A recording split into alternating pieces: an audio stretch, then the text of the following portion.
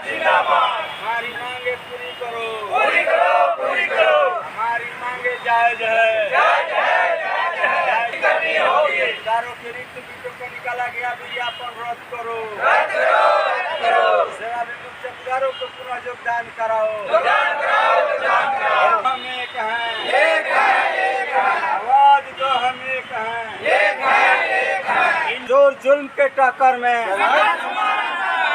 जो जुल्म के टक्कर में होश में आओ, होश में आओ। झारखंड सरकार होश में आओ, होश में आओ, होश में आओ। चौकीदार दफ्तरों के साथ अन्याय करना बंद करो, बंद करो, बंद करो। आवाज दो हम एक हैं, एक हैं, एक हैं। इनकलाब जिंदाबाद। हम लोग पुनः आंदोलन में आए हैं, लेकिन अब की बार आंदोलन का कुछ रूप बदला है और अब की बार हम लोग आमरण अनशन पर आए हैं। आज शुरू हुआ है 12:15 पर दिन पे और आमरण अनशन पर इसलिए आना पड़ा कि झारखंड सरकार चौकीदारी व्यवस्था झारखंड में समाप्त करने पर तुली हुई है। देश दुनिया को हम बताना चाहते हैं कि चौकीदारी व्यवस्था का एक अपना महत्व है, प्रशासनिक महकमा और भारत की सबसे पुरानी प्रशासनिक व्यवस्था है चौकीदारी व्यवस्था। ये जो विज्ञापन निकाल रहे हैं, इस विज्ञापन का जो रूप है और इसके अनुसार जो इनके प्रशासनिक पदाधिकारी कार्रवाई कर रहे हैं, इससे झारखंड से चौकीदारी व्यवस्था समाप्त हो जाएगी। ये नियमावली बनाए हैं 15 में झारखंड चौकीदार संवर्ग नियमावली और उसमें प्रावधान किए हैं कि 100 से 120 आवासीय घरों का समूह होगा, बीट होगा। तो ये बीट बनाए नहीं, आप विज्ञापन निकालने का आदेश दे दिए। विज्ञापन निकाल भी दिए तो उसमें प्रावधान है कि जिस बीट में चौकीदार की नियुक्ति होगी उस बीट का अस्थायी निवासी होना चाहिए। सूचना मिल रही है कि दूसरे प्रखंड के लोग आवेदन एक्सेप्ट किए हैं, चयन कर रहे हैं। तो जो जिस बीट का चौकीदार बनेगा उस बीट का स्थायी निवासी नहीं है, तो वहाँ के लोगों के बारे में क्या जाने, नहीं जानेगा तो जनहित और राजहित प्रभावित होगा। इनका सारा खुफिया विभाग फेल हो जाता है और चौकीदार खुफियागिरी करके सरकार को मदद करते हैं और अपनी जान जोखिम में डाल के मदद करते हैं। तो ये सरकार जो झारखंड की अभी चल रही है हेमंत जी के नेतृत्व में, हमारी इनसे कई बार बातचीत हुई। ये कभी नहीं कहे कि हम काम नहीं करेंगे, हमेशा कहे कि हम काम जरूर करेंगे। आंदोलन में हम लोग किए, अहिंसात्मक तरीके से आंदोलन किए, जो किया जा सकता है हम लोगों ने किया है और इनका समय अब अंतिम चल रहा है और ये आंदोलन भी जनतांत्रिक तरीके से जो आंदोलन किया जाता है अहिंसात्मक तरीके से, उसका भी ये अंतिम कड़ी है। आमरण अनशन के बाद कोई आंदोलन नहीं बचता है। तो इसके माध्यम से हम माननीय मुख्यमंत्री जी से यही कहना चाहते हैं कि आप चौकीदारी व्यवस्था बचाइए और आपका कितना गलत है विज्ञापन माननीय झारखंड हाई कोर्ट ने आदेश देके बता दिया। गुमला, सरायकेला, गिरिडीह जिला में जो विज्ञापन निकला है उसको माननीय झारखंड हाई कोर्ट ने अगले सुनवाई तक स्थगित कर दिया है और हम मांग कर रहे हैं आपके माध्यम से सरकार से कि आप उसके आलोक में सभी जगह स्थगित करिए, रुकिए, विज्ञापन रोक लगाइए, चौकीदारी व्यवस्था को बचाइए और पुराने लोगों को पुराने बीटों पर बहाल करिए और नया बीट सृजित करके नए लोगों को बहाल करिए विज्ञापन निकाल के। नहीं तो झारखंड से चौकीदारी व्यवस्था समाप्त हो जाएगी और इसकी सारी जवाबदेही मौजूदा सरकार की होगी। सरकार चालबाजी क्यों कर रही है आप लोग के साथ? पिछली बार भी आंदोलन हुआ था, फिर आप लोग फिर आए थे, आखिर क्या षड्यंत्र आप लोग? देखिए, पिछले बार तो आए थे, एक सत्ताधारी दल के माननीय विधायक जी, उन्होंने आश्वस्त किया था ऑन रिकॉर्ड और उस आश्वासन के बाद हम लोगों ने विचारोपरांत स्थगित किया था आंदोलन और हमने कहा था कि नहीं होगा तो हम एक सप्ताह के बाद फिर आंदोलन में आ जाएंगे। लेकिन हमने 1 महीना से ज़्यादा इनको समय दिया काम करने का और काम नहीं हुआ तो काम नहीं हुआ। इस बीच में हमने इनसे समय भी मांगा था लिखित, मिलने का समय दिया नहीं गया, और लाइन में लग कर के मिलने से बात नहीं होती है। जो बात तो समझ नहीं पाते हैं, जो हम समझाना चाहते हैं वो समझ नहीं पाते हैं।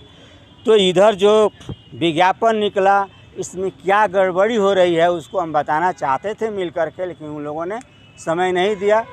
तो हम आ गए हैं आंदोलन में।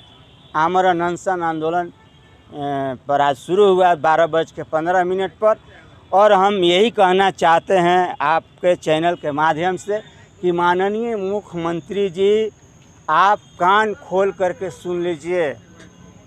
ये गांव के पहरेदार हैं और ये पुसुत दर पुसुत काम करने वालों के बीच से हैं। जो लोग चौकीदारों के साथ अन्याय किया है उनको आज तक प्रकृति माफ़ नहीं किए। आप अन्याय मत करिए, नहीं तो ऊपर वाला देख रहा है। हमारे साथ अन्याय करिएगा तो जब ऊपर वाला दंड देता है तो अपना पराया नहीं देखता है, पूरा दंड देता है। और जहाँ तक कोर्ट का मामला है, मुझको जानकारी मिली है कि सरकार में बैठे लोग कहते हैं कि कोर्ट का मामला है, हम क्या करें। मैं आपके माध्यम से कहना चाहता हूं कि जब चौकीदारों का मामला माननीय झारखंड हाई कोर्ट में गया तो चौकीदारों का पक्ष नहीं रखा गया। वहाँ जो चौकीदार हटाए गए हैं वो सरकारी आदेशानुसार बहाल हुए थे और नियमानुसार बहाल हुए थे, और उनके पक्ष में डबल बेंच का इसी हाई कोर्ट का आदेश था। कुछ नहीं बताया गया माननीय कोर्ट। तो आपकी गलती से हमारे खिलाफ में ऑर्डर पास हुआ।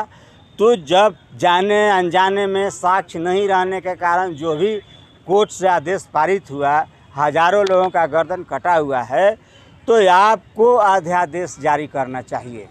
संस्था बनाई है जनता कि अगर हम सब आदर करते हैं, मानते हैं कोर्ट को और आदर से देखते हैं, और वहाँ भी आदमी ही बैठते हैं और साक्ष्य आप प्रस्तुत नहीं करिएगा तो गलत आदेश पास हो सकता है।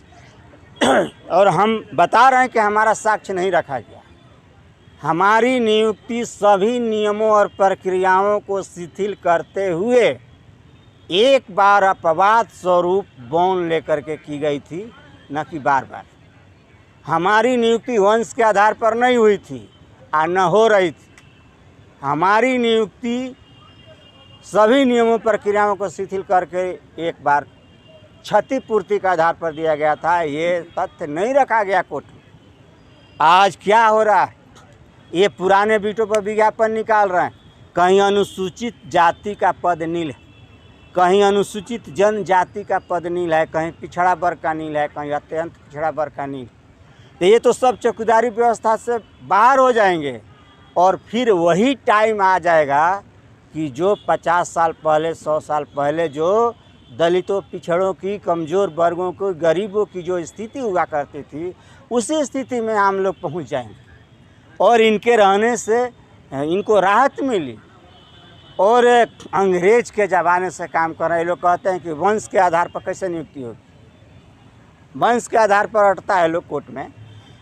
वंश के आपके माध्यम से मैं इसको क्लियर करना चाहता हूँ कि वंश के आधार पर नियुक्ति तब होती थी जब अंग्रेज़ों ने अधिनियम बनाया, और उस अधिनियम के 70 में उन्होंने बनाया। उसके अनुसार जो बहाली होती थी, और जो चौकीदार बहाल हो जाते थे, जब तक जिंदा रहते थे उन्हीं का नाम चलता था रजिस्टर में।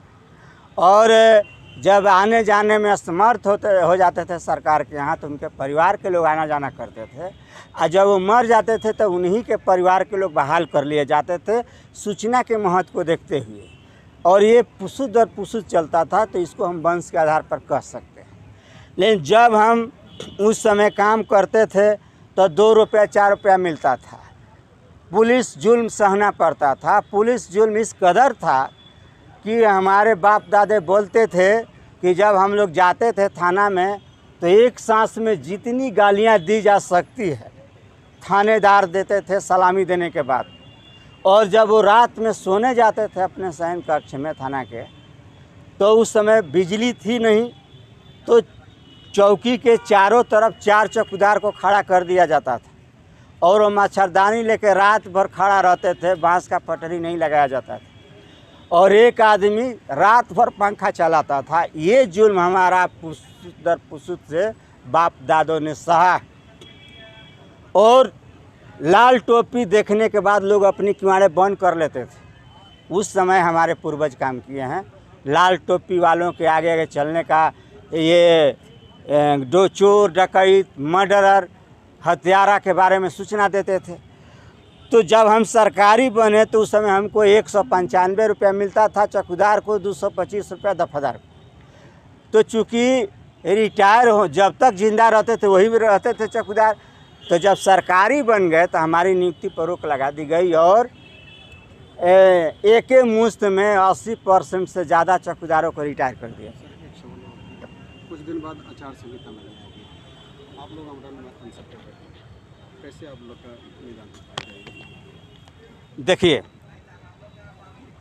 काम 2 मिनट में होता है।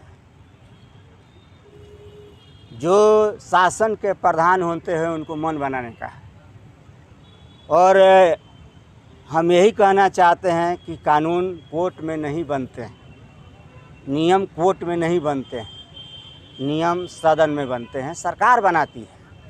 तो जब सदन नहीं चलती है, सत्र नहीं चलता है विधानसभा का, तो सरकार को पावर है अध्यादेश जारी करने का।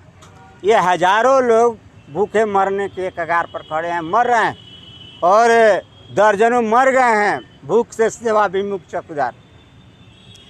तो जो आचार संहिता लगने वाला है, इस सरकार का समय समाप्त होने वाला है, तो हम आपके माध्यम से माननीय मुख्यमंत्री जी से यही कहना चाहते हैं कि आप जल्द से जल्द अध्यादेश जारी करिए और सेवा विमुक्त और रेवजी चौकीदारों को न्याय दीजिए, विज्ञापन पर रोक लगाइए।